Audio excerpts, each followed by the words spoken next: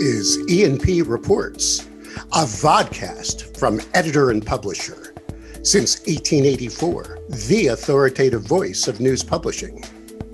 And this episode sponsored by IQ Audience Plus by Town News. Consumer revenue has never been more important. Digital leaders at media organizations worldwide understand the need to accelerate its growth now.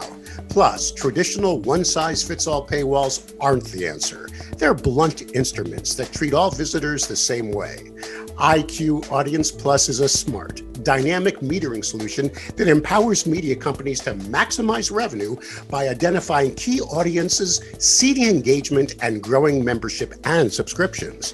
Supercharge your consumer revenue, grow engagement, and bolster your advertising income now with IQ Audience Plus.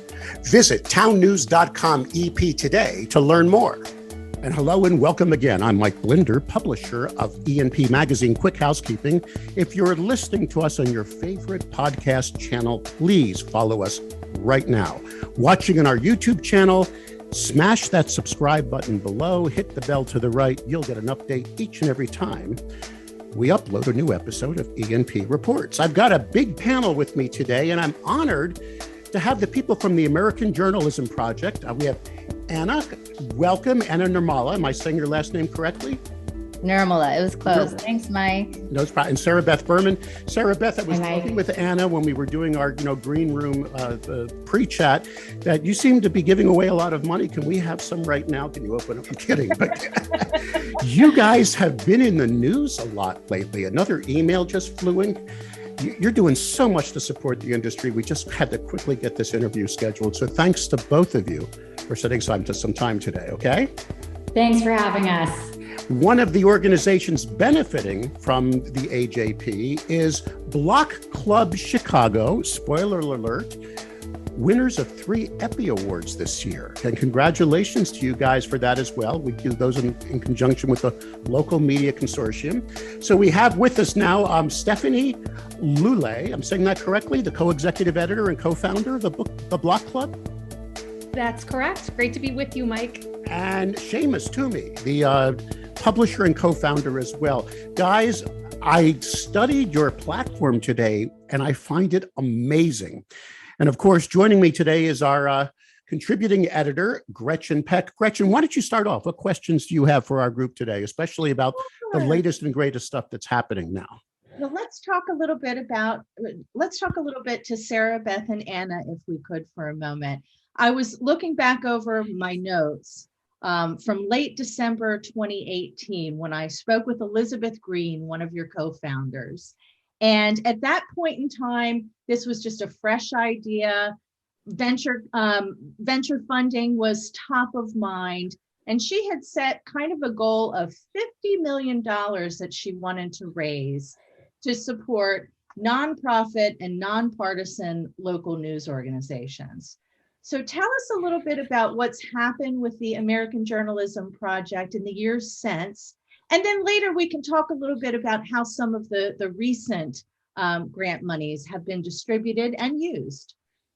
Great. I can kick that off. Well, I'm happy to report that she set that very ambitious goal of raising $50 million.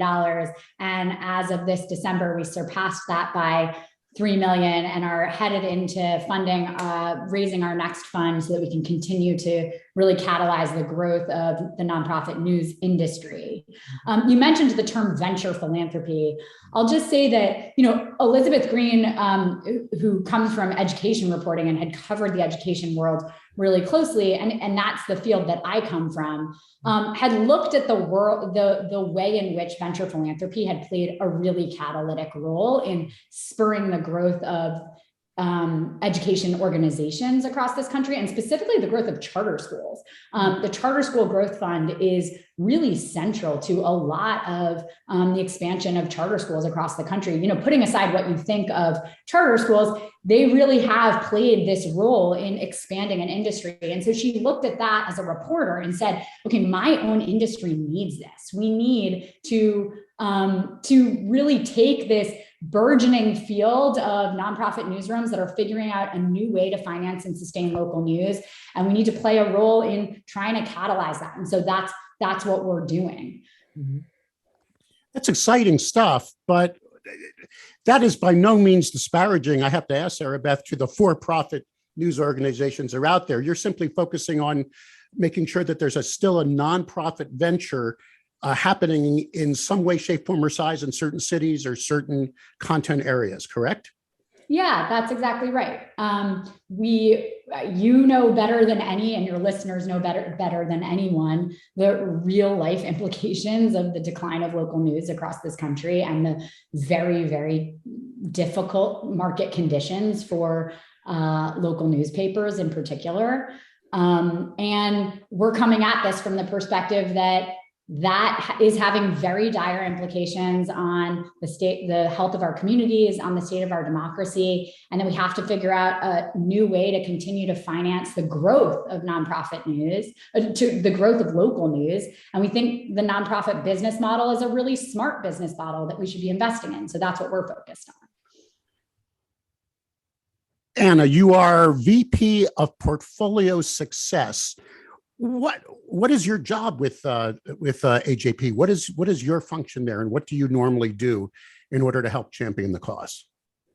Thanks for asking, Mike. So I've actually had the honor of being a founding team member of AJP. So I was one of our first full-time staff that helped launch the project. And so originally my role was Director of Portfolio Development. And as one of our co-founders, John Thornton, said, help us figure out how to build this fund, right? And so that has meant that I've helped oversee, what does our grant making process look like? How can we make sure that we are leaning into some of the best parts of philanthropy, but also changing the ways that people can get in touch with us if they're starting a new venture, if they're in an existing organization? What does it look like to just have that dialogue with the field? And so played a big role in kind of thinking through what exists in the United States, right? In different parts of the country. How do we hold our values true to our grant making processes and the systems and structures? And then with that, and alongside helping to lead grant making, I also support a pretty large portfolio. So now I'm supporting 10 organizations across the country, and we'll be working very closely with Black Club Chicago here. And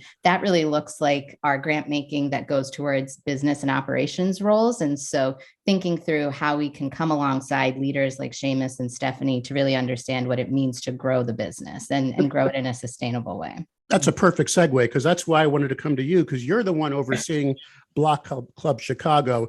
If someone out there right now has an idea or has a fledgling, they're trying to start a nonprofit news organization, can you give us some of the history at Black Club? Stephanie, let's throw this to you first. How did you start? Did you start first and then approach AJP for the funding? Was AJP a founding funder, if I can use that term? What's your history and how did this all come together? That's a great question, Mike. So many people might not know our backstory. Black Club really started with an end. We all lost our jobs. Our former newsroom, DNA Info, was shuttered seemingly overnight. So put 115 people out of work in New York and Chicago. Some of us here in Chicago, in the next month, we're hearing from readers who were begging us. They were saying, oh, if you just would have asked me to pay for this kind of coverage, we would have. It was so valuable to us. Nobody else covers our neighborhood like your team did.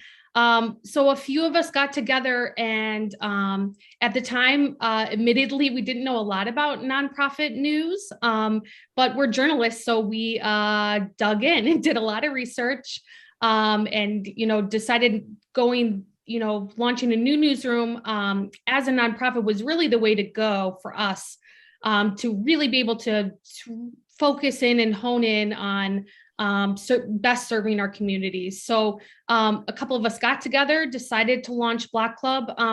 When we were in the beginning stages of this, we didn't have any funding and we didn't really know the ins and outs of how to get it. But we had a dream to start a newsroom to serve people. And it really started with that. AJP, we've been in conversations with AJP and telling them, keeping them updated on our work. But they were not a founding funder. A lot of our initial funding actually came from our readers because we did a Kickstarter ahead of our launch. And I think we ended up breaking a Kickstarter record. Our former readers at DNA Info, loved this idea of creating a new newsroom and wanted to back it. and they ended up contributing $183,000 to our newsroom ahead of our launch. How did you do? I mean, Yeah. that's interesting. Now, DNA Info was virtually shut down overnight. Yeah. You and your brethren journalists were out of a job. I got to ask this: did you have some of the contact information from the DNA Info audience in order to do this kickstarting, or did it just happen organically? How did that all happen? Initially, it happened organically. The former owner of DNA Info, billionaire Joe Ricketts, he actually ended up donating the assets to WNYC. So when I talk about the assets, I mean like the email list, the social channel, et cetera. Eventually, we got those. WNYC was very generous and donated those assets back to us under an agreement, which we are forever grateful for. We worked so hard to build up that audience at DNA Info. But initially, no, we didn't have, our direct contact to our readers. But I'll say, like, they are our biggest champions, and one or two people heard that we were doing this, and before you knew it, it had spread like wildfire. I should also mention that the local media here, other newsrooms, are really generous with their time too, having us on. We did a lot of TV spots, we were on radio. People knew what was special about our coverage, and they really saw the value in it and bringing it back, the other journalists included. Okay, let me bring in Shamus for a second, if I may. What makes Block Club special? What kind of coverage are you offering that others ain't in the market? I mean, why? I mean, obviously it's very impressive to raise from small donations 183,000, but what are you doing that makes it so special, and why is other media glad that you exist? Yes, thanks. It started really with DNA Info and the way we cover news there. To Stephanie's point, we had this huge audience that they loved us. They loved what we covered, and all of a sudden we went away. So when we made a point to get back as fast as possible, they were still there waiting for us and knew us and trusted us already. So that was a huge part. But I think what they really like about us is, for one, it's just the extremely local way we do things. We put reporters. We try to hire reporters from specific neighborhoods, or they live nearby or in that neighborhood, and then they cover it like they're covering a small town. It's like a small town paper in 25 different parts of the city, where they go to the school board meetings, they go to the development meetings, they call the aldermen, a couple of days a week to try to, get information out of them. They know the local people. They work out of coffee shops. We had a reporter in the Wicker Park neighborhood who literally worked out of a desk at a furniture shop that was for sale. We were hoping no one ever came and bought it, but shout out to Lubinsky Furniture. She was there and everyone knew her. They knew if they had a scoop, they would, or information or a question or something, they would come in and meet her there. These are real people who really live in the neighborhoods, who understand what's important in the neighborhoods, and I think the readers can feel that and sense that it's authentic coverage. It's not, as we like to say, we don't parachute into these neighborhoods when something bad happens. We're already there when stuff good happens, and we write a lot. I think a big part of a local paper, a local website, local news is to give people a range of things that they want to read and talk about and be in the know and brag to their friends that they heard it first. And we do that, whether it's a new coffee shop, whether it's something issue at the school. I mean, we've written about new playgrounds at school. I mean, nothing's too small for us, but we also cover the big things. Our story today is, if you were going through our site, our breaking news editor is breaking a national story as we speak about abnormalities, to put it lightly, in the way these COVID testing centers, these pop-ups that are up all around the nation. You have them in your state as well, where they're filling vacant storefronts, and they're coming, setting up folding tables and swabbing people's noses with the hopes that they're legitimate. And what Kelly Bauer has been writing about is that a lot of these are not seemingly not legitimate, and attorneys general across the country are investigating it. So we do a lot of things. We'll do small stories that are important for just one neighborhood, but we'll do big stories that everyone in Chicago is talking about. I want to stay with Block Club for just a moment, Gretchen. I know you want to get into the other things that HAP is currently doing and why they're all over the news right now, at least within our industry. But I want to circle back, if I may, real quickly to Anna, who's been nodding her head for the 10 or 20% that are watching the video version of this, but been watching you. You're just going nuts. You have a very tough life, Anna, because you got to pick those that are worthy of the funding versus those that don't. And you look like the kind of person that wants to give the money to everybody. I mean, I can just tell you're a warm wonder. No one's coming to you with a bad idea, right? You see what you have to like kind of weigh the good versus. What about Block Club jazzed you, if I can use that term? Why did you say this is one we're taking under our wings? AJP is going to help fund this. What was it? Well, first of all, I was a resident in Chicago when all of this was happening that Stephanie described, right? So I knew what it was like to look for quality local information and what DNA Info at that time was doing in the cities. So I remember this whole story unfolding and the reaction from Chicago residents when Block Club Chicago was thinking about the next stage of their life, right? So that was one experience. But then from a field-wide perspective, and I've had conversations with hundreds and hundreds of newsrooms around the world, but then especially in the past few years in the United States, there was an entrepreneurial tendency of this group of founders and the team that was just kind of blowing us away, right? First of all, to be in a major metro like Chicago and have the audience reach that they have the relevancy that they have, the fact that they're a known entity within the community outside of just folks that are into the news, right? That was really relevant. The other thing that I think Block Club is doing in a way that can really be a lesson to the field at large, especially nonprofit news organizations, is their membership program. I come from the business private sector world, so I started my career at PricewaterhouseCoopers, and so I take a very outside of industry lens in terms of what does sustainability really look like. And so in the industry, we talk about monthly recurring cash flow, right? And so that's a businessy, jargony term, but that translates into what does it look like to have small dollar donations that can really make up the bulk of your revenue so that you can become sustainable, you can remain independent, and you don't have to overly rely on any one funder or source of revenue to help you kind of grow and scale, right? And so I think what Block Club has done, particularly in membership, and how that intersects with audience reach and just being super relevant to the residents and community within Chicago is something that a lot of us around the country have been watching.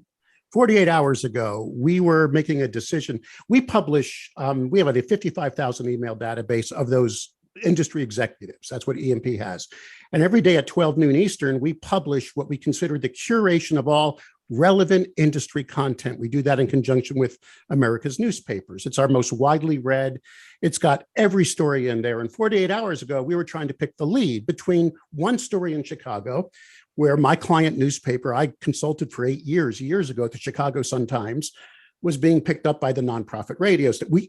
Then on the same day, almost the same moment, we see that AJP is helping start a Houston nonprofit for 20 mil. And we were, which one's the lead? Gretchen, I'm going to turn it over to you now, because I know you want to dive a little bit into, we don't want to ignore our friends in Chicago. Which one did you pick? Both. Actually, the headline had both, Sarabeth.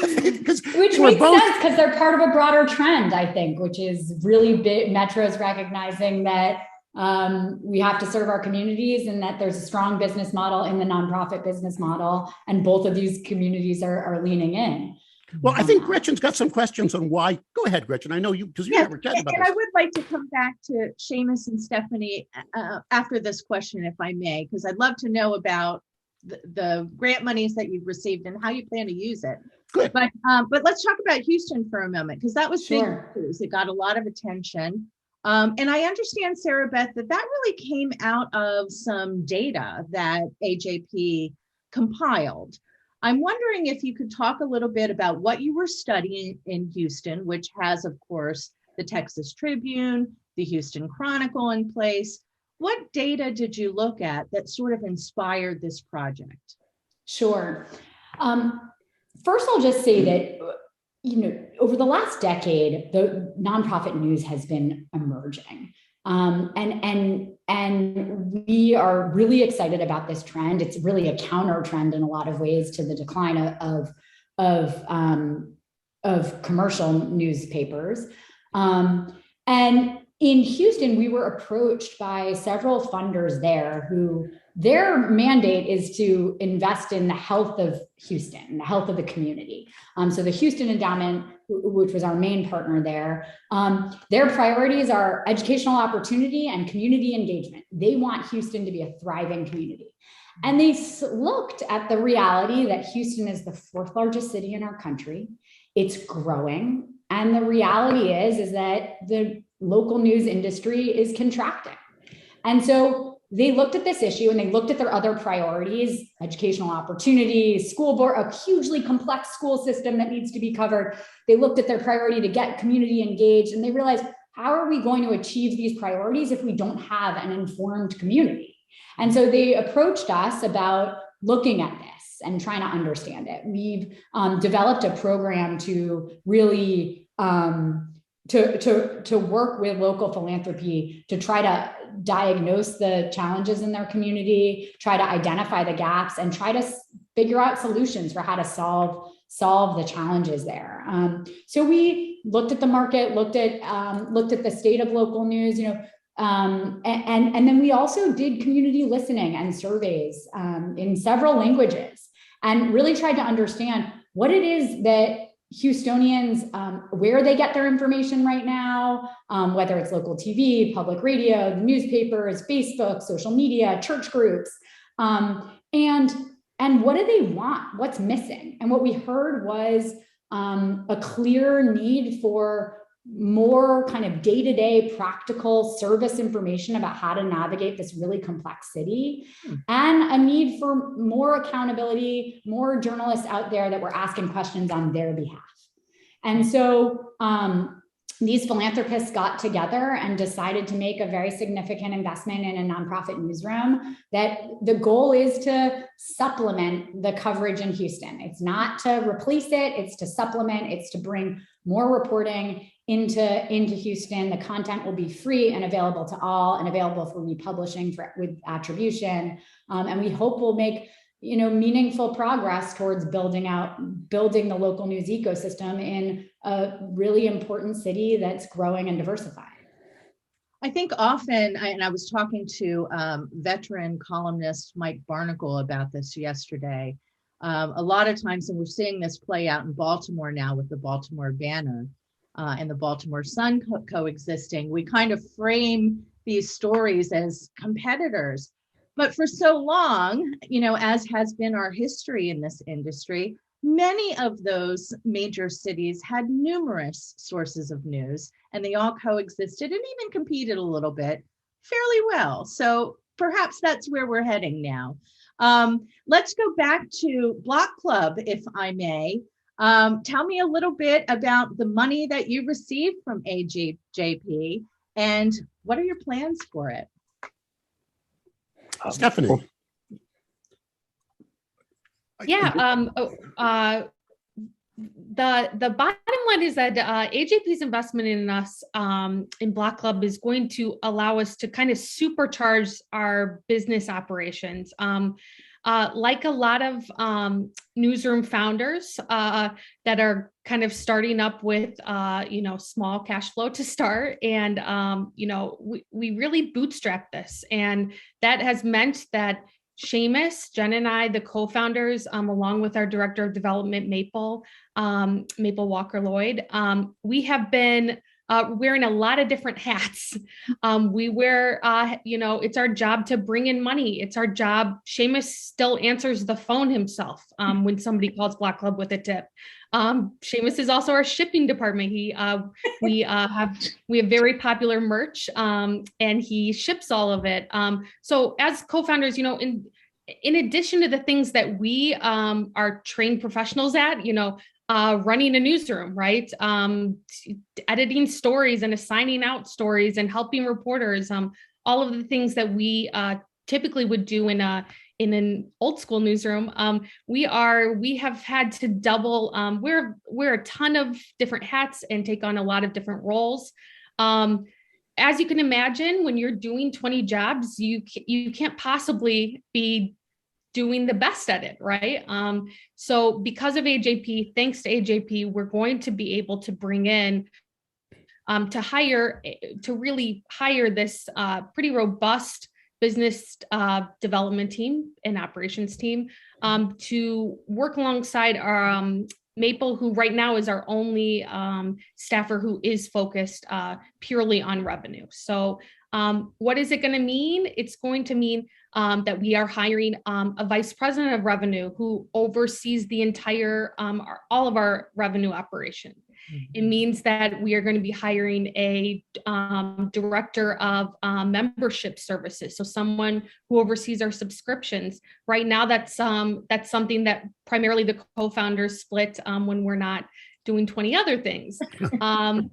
Also, somebody who oversees advertising. So we have very popular neighborhood newsletters and a daily newsletter that goes out to more than 100,000 people. So someone who's really, pursuing advertisers to be in our newsletters.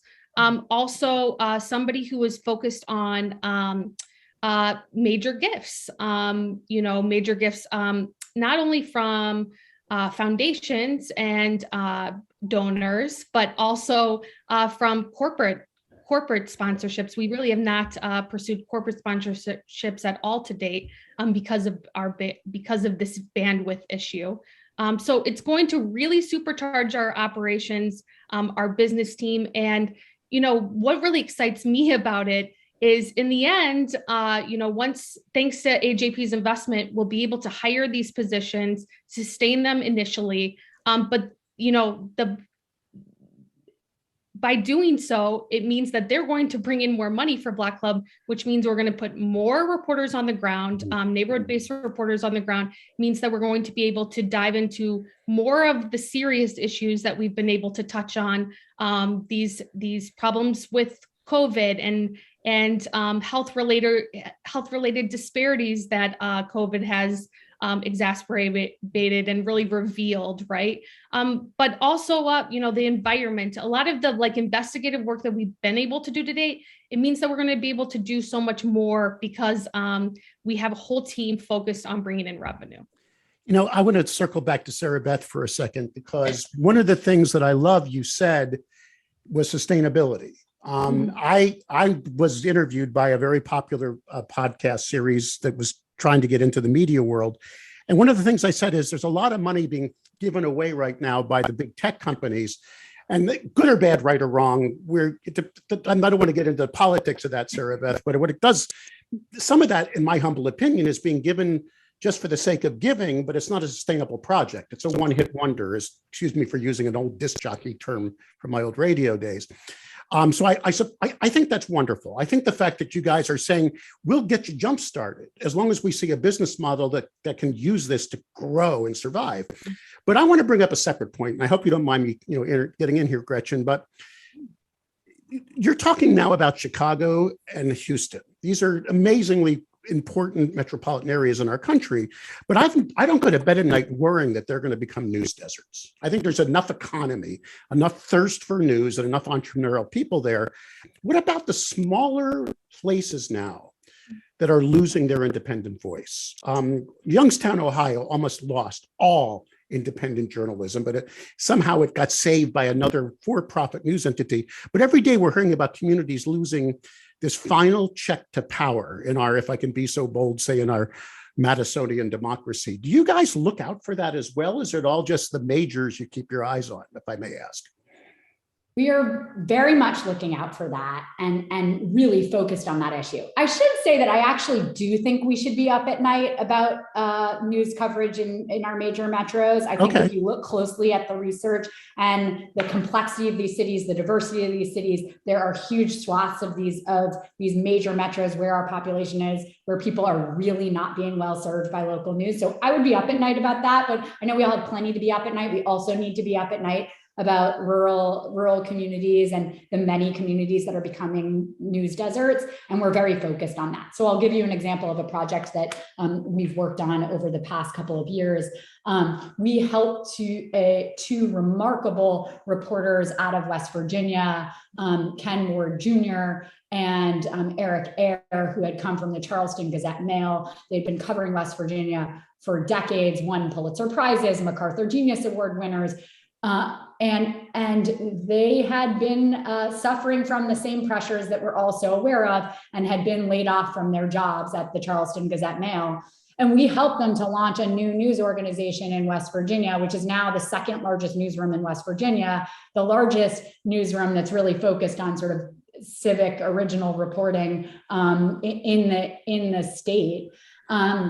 And they're working on a model that will both be a state level model, but also have reporters across the state. We've invested in an organization called Montana Free Press in Montana that started as a state house news organization and is expanding their coverage across Montana to cover smaller towns across Montana. Anna, can I ask you to talk about Mississippi Today, one of her wonderful grantees? Really? Yeah.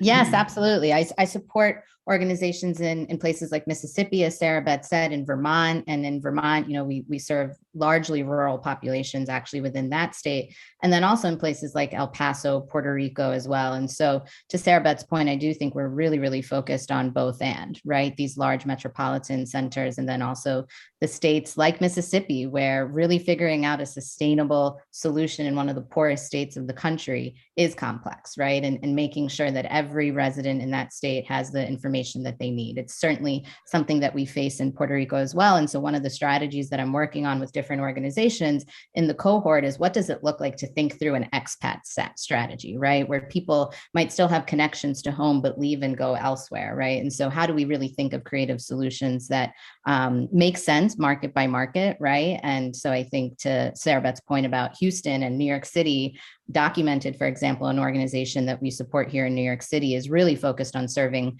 immigrants, right? And so in a city like New York, that group of people that makes up such a large percentage of the population here actually have not been served by traditional media. So I think that's the lens that we take, and very, very excited about the progress and the strategies and the learnings that are coming up from the portfolio that will help then influence others in other parts of the country to understand how to think about these solutions as well. Well, thank you so much, both of you, for giving me another reason to stay awake at night. But with that being, what I hope you come away with is actually reasons to sleep better, because look at Block Club Chicago, they're growing. And I think there is real potential. And we're, at least I'm sleeping well, because I'm actually quite optimistic about it. And I love these guys because I do believe in that old adage, all news is local. Mm-hmm. And that has been the big challenge. We all know that within a metropolitan market, and correct me if I'm wrong, that the days of the big daily having 1,000 reporters able to go into every school board meeting, into every neighborhood, are over. You just can't sustain that newsroom right now. The TV stations never got that in depth in the coverage. They're doing investigative reporting, or if it bleeds, it leads. Again, if you think I'm generalizing, please jump on me again, Stephanie. But in the case of Block Club, you guys are you look at the neighborhood first, right? It's not the news happening there. You cover the neighborhood. And that's important on a hyper-local level. So congratulations to you guys. Now I want to swing it back to Gretchen for our last question, because we're running out of time. Gretchen, I'm sure you have one more on your pad there. Anna and Sarabeth, I mean, you have to listen to the comments here that Shamus and Stephanie shared and feel really affirmed by the work that you're doing there. I just want you to take the last minute here or so and talk about how important this work is. Sure. I'll just say that, we have the great pleasure of getting to spot news organizations that are really having an impact on their community already, and have leadership and the sort of capabilities, the vision to really grow. And then our job is to help them build the business strategies and build the capacity to be able to expand their news organizations. I think, and I know these listeners really, really believe this, but I think this is one of the issues of our moment. We have to make sure that communities are informed. And I think organizations like Block Club Chicago and the other organizations in our portfolio are demonstrating it is possible. All right. We'd also like to have, with your kind permission, we need to bring in Anna. Yes, of course. I think to dovetail off of that is really thinking about how operations is a sexy term, right? And I think to the audience that might be a little bit shocking, right? But in this age of where jobs are being lost, where we want to think about sustainable opportunities for career development too, right? Getting excited about building operational resiliency, thinking about operational excellence, really understanding that intersection of audience, programming, and product and revenue is going to be what helps supercharge us for the future, right? To borrow one of Stephanie's terms. And so I really think getting excited about thinking in this way, especially as folks that are coming from the journalism side of things, is something to get excited about, because there's so much opportunity, there's so much potential, there's so much revenue that can be realized if we're willing to really be community centric, understand the information needs of our populations, and then really figure out creative ways to serve them. And so I share Sarabeth's excitement and optimism for the future. And I think operations and business are things that we should all get really excited about. If someone wants more information about how to, I guess, just how to find a way to be part of your world at AJP, who do they seek? Where do they go? What do they do, Sarabeth? They can go to www.theajp.org, which is or just Google the American Journalism Project, and you'll find us. And you'll there get to go to see a map of the country and see all the organizations that we're funding, including Black Club Chicago. So I think that's the place to learn about the work that we're doing, but more importantly, learn about the work that our incredible portfolio grantees are doing. Stephanie, Shamus, if someone wants to learn more about Block Club Chicago, or maybe learn ways they could start to do more of the model that you guys are exploring with embedding the journalists directly into the neighborhoods, where do they find you and how do they learn more? Go to blockclubchicago.org. We're also, all over the internet. You can find us everywhere with our stories. The last couple of weeks have been spreading nationally. We just want to thank AJP here as well, because journalists, when they get money to spend, they want to spend it on editorial usually. We want to do more stories, but if you really step back and take a look at it, and the foundations often want to fund specific projects, specific types of coverage. For AJP to come in and say, no, we want you to build up your business side and really make this sustainable. It's really a forward-thinking model, and we're thrilled to be a part of their world. Well, thank you so much, Shamus, Stephanie, Sarabeth, Anna, and of course, Gretchen, your contribution as well. We'll be covering this. We'll stay on top of it. And more importantly, we'll make sure we can get your voice out there to everyone. So thanks for your valuable time. Everyone stay healthy and well.